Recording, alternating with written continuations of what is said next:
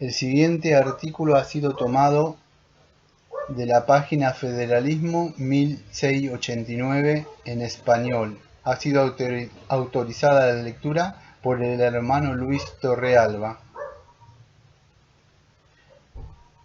El caso del credo bautismo. Una defensa del bautismo de creyentes. Autor Samuel Renigan. Publicado como El caso del credo bautismo, agosto 2015. La práctica de bautizar creyentes profesantes está basada en dos fundamentos complementarios. El primero es un argumento que se desprende de los pactos en las Escrituras. El segundo es un argumento a partir de los mandamientos en las Escrituras relacionados con los pactos. Los credos bautistas y los paudos bautistas asumen con frecuencia que el pueblo de un pacto dado recibe la señal del pacto. Así que en el caso de los sujetos del bautismo, uno tendría simplemente que identificar el pueblo del pacto. Esto es insuficiente. La administración de las ordenanzas del pacto está gobernada por leyes específicas, las cuales deben ser obedecidas estrictamente. Por ejemplo, las mujeres eran miembros del pacto de Abraham, pero ellas no recibían la señal del pacto, que era la circuncisión. Del mismo modo, los bebés varones eran circuncidados, pero al octavo día, como resultado. Para determinar los sujetos del bautismo, uno tendría primero que identificar los pactos involucrados y examinar las leyes que lo acompañan. 1.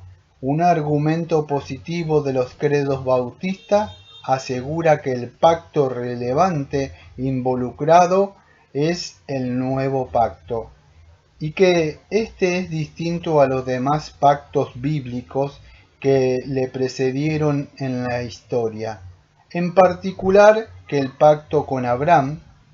Para ponerlo de manera simple, el pacto con Abraham prometía bendiciones terrenales a un pueblo terrenal, Abraham y su descendencia, en una patria terrenal. Esta relación de pacto fue expandida y desarrollada en el pacto con Moisés y en el pacto con David. El pacto con Moisés añadió leyes para la vida en Canaán y el pacto con David proveyó reyes sobre el pueblo.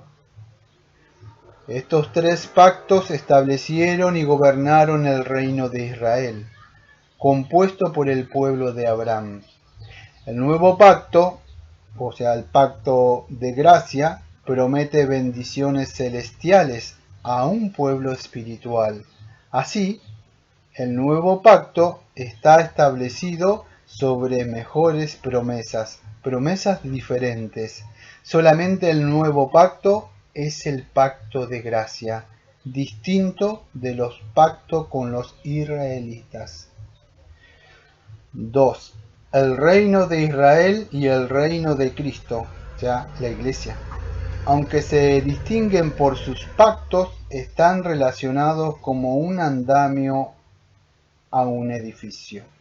La descendencia natural de Abraham actuó como los trabajadores constructores, recibiendo la promesa del nacimiento del Mesías y encargados de preparar el camino para su advenimiento. Ver Mateo capítulo 20, versículo del 1 al 16, Isaías 28, versículo 16, Mateo 21:42, Hechos capítulo 4:11, Efesios 2:20, Primera de Pedro 2, del 6 y 7. Jesús estableció el reino de Dios basado en la regeneración, el arrepentimiento y la fe. Él predicó a su propio pueblo Israel, pero su verdadero y permanente pueblo era de un reino que no es de este mundo. Jesús recibe como su propio pueblo a todos los que en él creen, y el resto es condenado por su pecado de incredulidad. La fe en Cristo, la cual es dada solamente por Dios, es lo que define al pueblo de Cristo. 3. A través de la historia de Israel, muchos entendieron las promesas mesiáticas y miraron a Jesús por la fe antes de su venida. Ver Hebreos capítulo 4, 2 y 3, el 11, 13 al 16. El pueblo de Dios, y por lo tanto la Iglesia, considerado según el liderazgo y beneficios de Cristo, no comienza con la encarnación. Esto fue posible porque el reino de Israel y sus pactos fueron tipológicos. La tipología sostiene dos verdades. Por un lado, un tipo tenía significado en su propio contexto, mientras que por el otro lado, un tipo apuntaba a un significado más grande en Cristo, su reino y su pacto. Así como una huella no es un pie, ni una sombra es una persona, pero nos da información acerca de lo que representan. Así un tipo no es su antitipo, pero revela al antitipo. El autor de los Hebreos establece muy claramente que la sangre de los sacrificios israelitas no podían perdonar. ¿Por qué? Porque aunque aquellos sacrificios tenían un significado en el contexto de Israel, la purificación de la carne no era el sacrificio de Cristo y no podían purificar la conciencia. Ver Hebreos capítulo 10, 1 al 4 y el 12 y el 14. Pablo mira los tratos de Dios con Abraham de la misma manera al llamar a los creyentes descendientes de Abraham, encontrando un significado mayor en la palabra simiente, relacionada con Cristo y no simplemente con la posteridad de Abraham. Ver Gálatas capítulo 3, versículos 7, 9, 16, 27 y 29. No se trata de uno o el otro, como si las promesas hubieran sido hechas solamente a Abraham y a sus hijos naturales, o a Cristo y a su descendencia, incluido a Abraham. Es a ambos, cada uno en particular, pero relacionados en un contexto de tipo o antitipo. Y así el reino y los pactos de Israel no fueron el reino y el pacto de Cristo, aunque conducían hacia su nacimiento y la revelación de verdades sobre él. A lo largo del camino, los santos del Antiguo Testamento fueron salvados por la promesa de aquel que habría de venir y el pacto que sería establecido. En consecuencia, los bautistas no usan el reino de Israel y sus pactos como el modelo para la Iglesia. Son distintos. 4.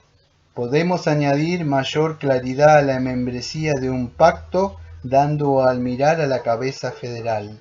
Dios establece pactos con la humanidad por medio de cabezas federales y designa la descendencia de ellos que ellos representan. Adán, Noé y Abraham, cada uno representa un grupo de personas. Su descendencia natural, David representa su descendencia natural en el pacto que Dios hizo con David, y él y sus hijos representaron a la nación de Israel en el pacto mosaico. Cristo también representa un grupo de personas, su descendencia natural o sobrenatural, los elegidos. 5. Dios el Padre asignó al Hijo como cabeza del pacto en el pacto de la redención. Los cantos del siervo en Isaías proveen un refugio de este encargo. Isaías 42, versículo 1 al 7, Isaías 49, del 1 al 13, Isaías 52, versículo 13, Isaías 53, 12. El Señor declara que el siervo del Señor verá descendencia al ofrecerse a sí mismo como sustituto sacrificial, por medio de lo cual ellos serían contados por justos. Isaías 53, versículos 10 y 11. El siervo representa un pueblo y sus pecados son perdonados en su sangre. Esta es una descripción del nuevo pacto, establecido en la sangre de Cristo y trayendo perdón de pecados a todo el pueblo de Cristo. Ver Jeremías capítulo 31, versículo 31 y 34. Mateo 26, versículo 26 al 29. Hebreos capítulo 8. Los evangélicos contienen expresiones magníficas del entendimiento consciente de Jesús con respecto a su misión, habiendo sido enviado por el Padre para redimir a un pueblo específico. Ver Lucas capítulo 4, versículo 16 al 21, Juan capítulo 6, versículo 35, 40, capítulo 8, 42 al 47, capítulo 10, versículo 25 al 30. Por lo tanto, nosotros usamos el pacto de redención, no el pacto con Abraham, como patrón para la membresía en el nuevo pacto, porque es ahí donde se establece a Cristo como la cabeza federal. 6. La descendencia de Cristo nace mediante el poder regenerador del Espíritu Santo y unida a Cristo por el Espíritu por medio de la fe, como Pablo dice en Romanos capítulo 8, versículo 9. Si alguno no tiene el Espíritu de Cristo, no es de él. Por estas razones debemos reconocer la seriedad de afirmar que uno es de Cristo y de su pacto. Es una afirmación que implica la posesión de salvación. 7.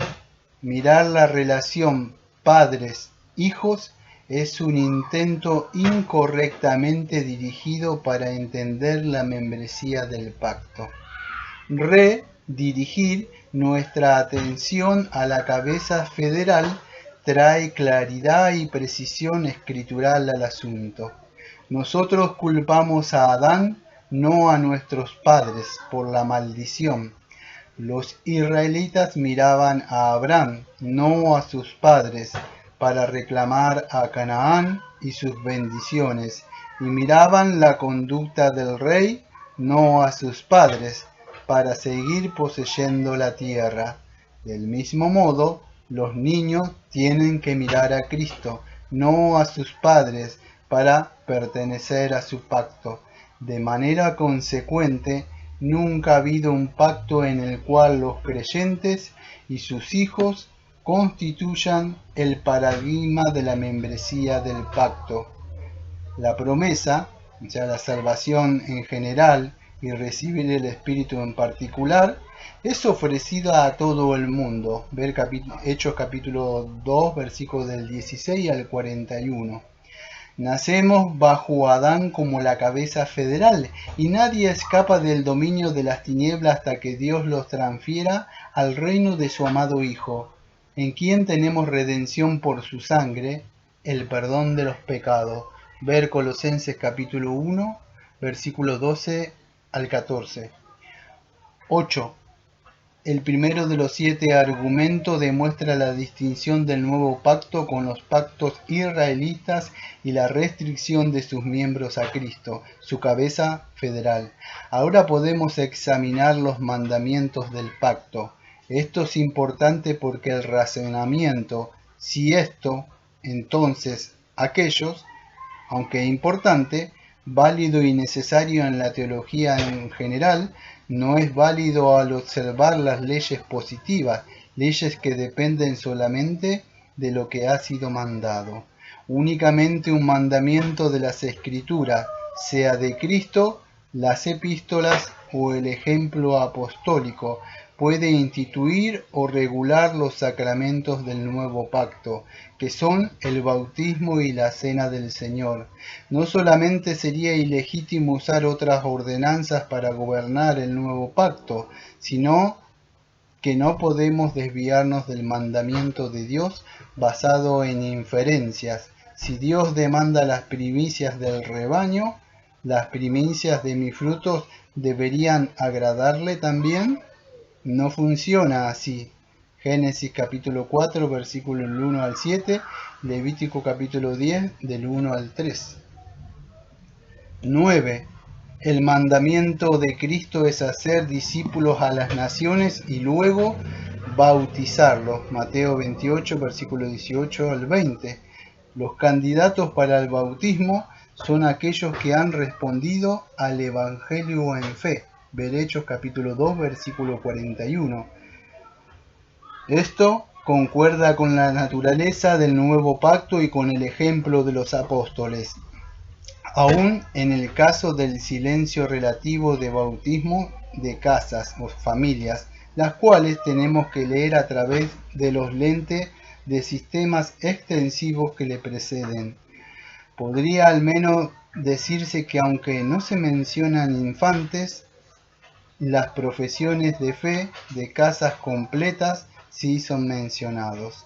Hechos capítulo 10, versículo 44 al 48, capítulo 11, versículo 14, 17, capítulo 16, 31, capítulo 18, versículo 8. 10. La naturaleza objetiva del pacto y la naturaleza subjetiva de la profesión de fe produce una eclesiología bautista y una doctrina del bautismo. La Iglesia es el reino de Cristo, establecida y gobernada por su pacto y llenada por su pueblo. Nacido de nuevo y por el poder del Espíritu Santo, la elección y la regeneración son realidades objetivas del pacto realizado por Dios mismo. Pero, ¿cómo debe de ser gobernada la Iglesia visible? ¿Cómo se identifican los hijos de Dios?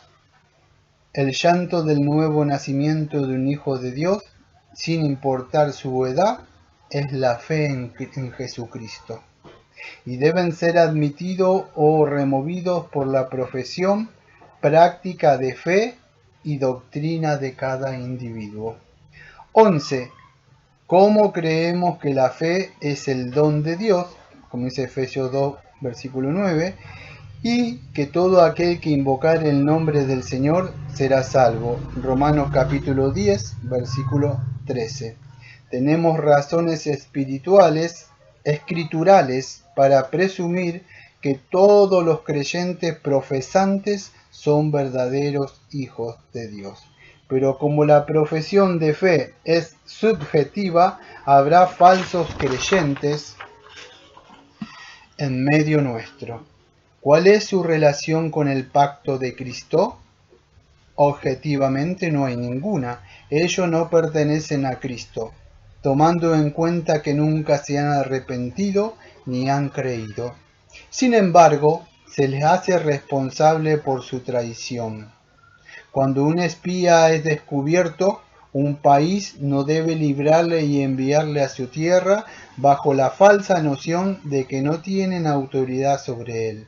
Por el contrario, el espía es responsable ante las leyes del país en el cual cometió los crímenes. Así también, los falsos creyentes no son librados sin acción alguna. Ellos son responsables ante el Rey Jesucristo y son removidos del cuerpo de Cristo por la excomunión. Los pasajes de advertencias en las Escrituras hacen que las ovejas corran a Cristo y que las cabras huyan de Cristo. 12. Admitir y sacar individuos con base en la profesión de fe produce un valor de identidad a futuro para unirse y dejar la Iglesia. Aquellos que se unen al reino de Cristo afirman tener salvación en Él, mientras que aquellos que son excluidos son declarados fuera de la salvación. Ambas cosas, por la operación del juicio humano, según el criterio y mandamientos escriturales. 13. El bautismo representa las promesas de Dios y la confianza del creyente en ellas. Simboliza la promesa de que todos aquellos que confían en Cristo han probado la muerte y el juicio en Él, y se han levantado como nuevas criaturas. El bautismo es también la afirmación pública de confianza en estas promesas y una declaración de que son una nueva creación. Sepultados con Cristo en las aguas de la muerte, el creyente se levanta simbólicamente, vivo en él. Ver Romanos capítulo 6, versículo 1 al 11. No es un símbolo de lo que podría darse en el futuro, sino lo que el individuo afirma como una verdad presente. 14. En conclusión, todo comienza y termina con Jesucristo. Debemos ser fieles a su pacto y a sus mandamientos. Los bautistas creen que las Escrituras enseñan que el pacto de Cristo perdona los pecados de todos sus miembros, que las ovejas falsas son simplemente ovejas falsas, y que el bautismo es un símbolo de las realidades objetivas del nuevo pacto y de la participación del creyente en ellas, sabiendo que todos los que invocan el nombre del Señor serán salvos. Luchemos junto con nuestros hermanos paido bautistas por proclamar este precioso nombre al mundo, a pesar de las diferencias que tenemos en este punto.